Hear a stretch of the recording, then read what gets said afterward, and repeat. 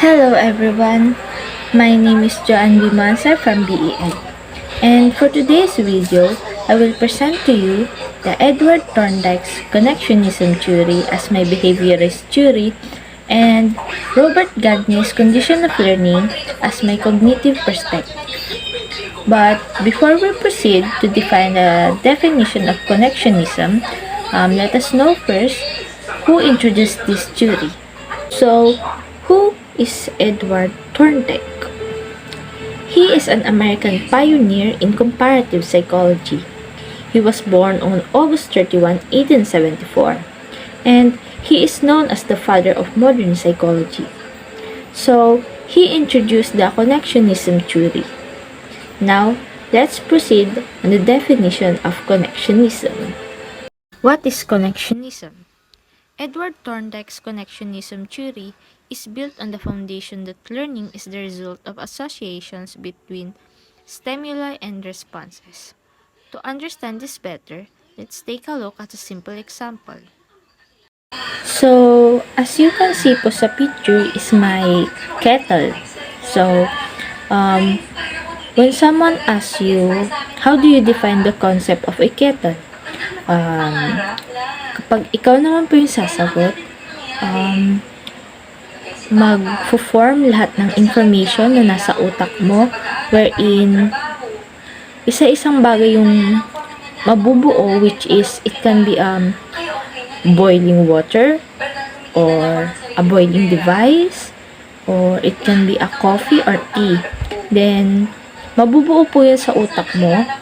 Then you will define the concept of kettle na ito ay isang device wherein may lamang water at kumukulo, then it can produce a coffee or a tea. Edward Thorndike's connectionism theory gives the origin of SR framework of behavioral psychology, wherein S stands for stimuli and R stands for response. And he came up with three primary laws. First is the law of effect, second is the law of exercise, and third is the law of readiness. So, in the law of effect, it emphasizes that habit formation is controlled by a reward, while in the law of exercise, the more a stimuli-response bond is practiced, the stronger it will become. And lastly, the law of readiness. It states that the more readiness the learner has to respond to the stimulus, the stronger the bond will be between them. Thorndike presented 5 learning theories.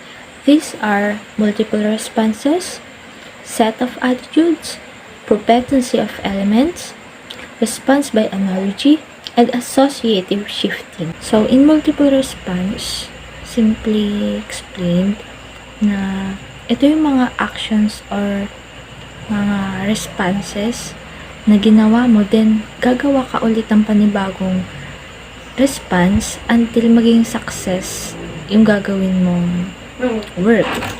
Then, about sa set or attitudes, ito naman yung mga bagay-bagay na hindi lang gustong matutunan ng bata, kundi ito yung mga bagay na gagawin niya lahat at his or her best para masatisfy siya dun sa gagawin niyang task. Competency of elements naman, ito yung magre-react ka sa mga relevant informations or facts na importante para sa'yo at alam mo magagamit mo. And nine-neglect mo yung mga irrelevant information kasi alam mo it can be an opinion or it can be a fake. Doon naman sa response by analogy, ito yung mga ginagamit mo yung past or old experiences mo sa new knowledge or new situation mo ngayon. Parang ito magiging basehan mo or guide. Then sa associative shifting, ito yung makakakuha tayo ng response sa ibang tao or example sa student wherein capable naman siya about sa information na yon, pero meron yung mga part na sensitive siya. then pwede ding yung approach natin is iba pala sa kanya. So, let's proceed to Robert Gagne's condition of learning as my cognitive perspective. Who is Robert Gagne? He is an American educational psychologist and he was born on August 21, 1916.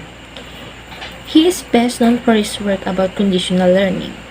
He pioneered the science of instruction during World War II when he worked with the Army Air Corps training pilots. Condition of learning. Robert Gagne describes conditions of learning as a means through which individuals and groups acquire relevant skills to be accepted in society. Gagne proposed a series of critical conditions of learning which he then regarded as important in the learning of different outcomes. Gagne identifies 5 major categories of learning. These are verbal information, intellectual skills, cognitive strategies, motor skills, and attitudes.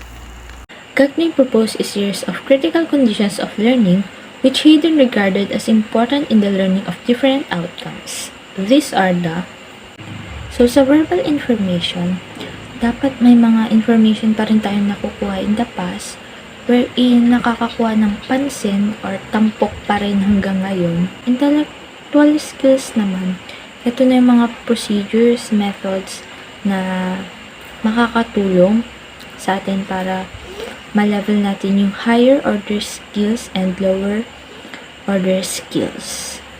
So, sa cognitive strategies na, ito na yung bini-break out lahat ng problems into parts for us para mas madaling isolve yung mga problems through our critical thinking skills. So, motor skills. From the word motor, it focuses more on actions or skills. Ito yung gagamit tayo ng iba't ibang strategies or methods para mas masupport natin yung magiging outcome or feedback nung gagawin nating task. These are the 9 levels of instruction according to Robert Gagne. Number 1 is the gaining attention or what we call the reception. It is start the learning process by gaining the attention of your audience. Next, level 2 is informing learners of the objective or what we call the expectancy. It is where the learners must know what they are about to learn and why. Level 3, stimulating recall of prior learning or what we call the retrieval. It is the matching the concept with what learners have learned previously.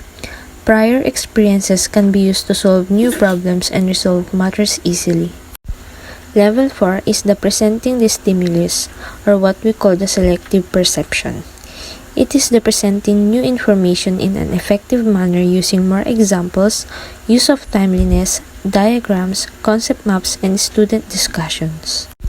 Level 5 is providing learner guidance or what we call the semantic encoding. Helping your team learn and retain most of the information by providing alternative approaches to illustrate the information you are trying to convey to the learner. Next, level 6, eliciting performance or what we call the responding. Now, it is the time to see if learners can demonstrate their knowledge with what was taught to them.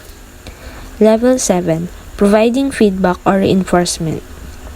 After a clear demonstration of knowledge from the past learner's end, it's time to give feedback to them and guide them on the points they miss. Level 8, assessing performance or what we call the retrieval. When learners have a good opportunity to practice and refine their learning, it is time to assess their learning with a test. And lastly, level 9, enhancing retention and transfer or what we call the generalization. At this stage, learners show the transfer of knowledge through the application of skills and knowledge.